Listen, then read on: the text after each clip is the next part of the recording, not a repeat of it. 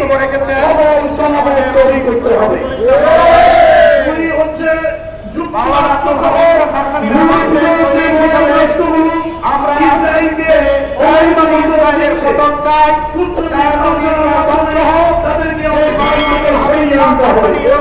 ইসরায়েলের পতনকে ছিলেন তিনি ইসরায়েলি অত্যাচারের বিরুদ্ধে ধর্মময় ছিলেন।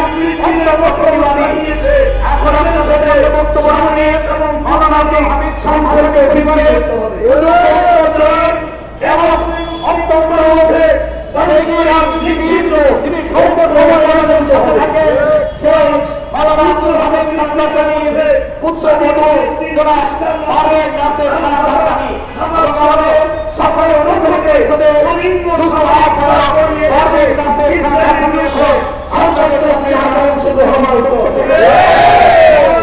বিশ্ব মুসলিম উম্মতে ফিলিস্তিনের পক্ষে সর্বপ্রকার সামরিক সহযোগিতা নিয়ে পাশে দাঁড়াতে হবে এবং 7 নম্বর হচ্ছে এই সর্বাত্মক জিহাদে মহান আল্লাহর সাহায্য কামনা করতে হবে।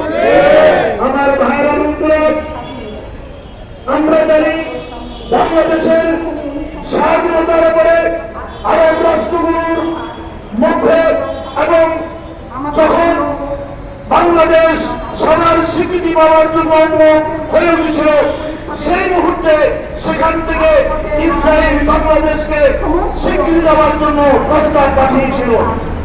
বাংলাদেশ ভিন্নভাবে লিখিতভাবে তাদের প্রস্তাবকে প্রত্যাখ্যান করেছিল এবং আমাদের পাসপোর্টে লিখিত হয়েছে এই পাসপোর্ট সারা পৃথিবীতে প্রত্যেকটি রাষ্ট্রে ভ্যালিড অ্যাকসেপ্ট ইসরায়েল। সেই গৌরব আমরা বহন করছি। আমার বন্ধুরা ভাইরা, অথচ আমরা অত্যন্ত বেঞ্জার জন্য লক্ষ্য করছি যে আমার আরবের ভাইরা, আরব বিশ্বের রাষ্ট্রগুলো আজকে একের পর এক অবৈধ রাষ্ট্র ইসরায়েলকে স্বীকৃতি দিয়েছে। ওদের সাথে কূটনৈতিক এবং বাণিজ্যিক সম্পর্ক তৈরি করে তারা ইসরায়েলকে পুষ্ট করছে।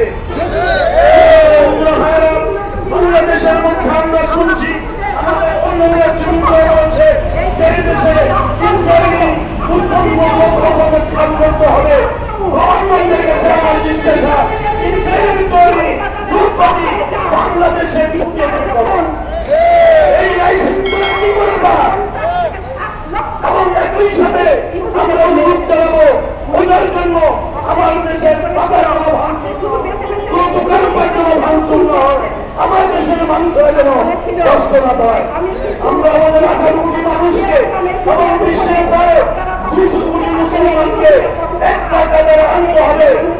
উচ্চারণ সাহস উচ্চারণ আমরা তুলে ধরতে হবে।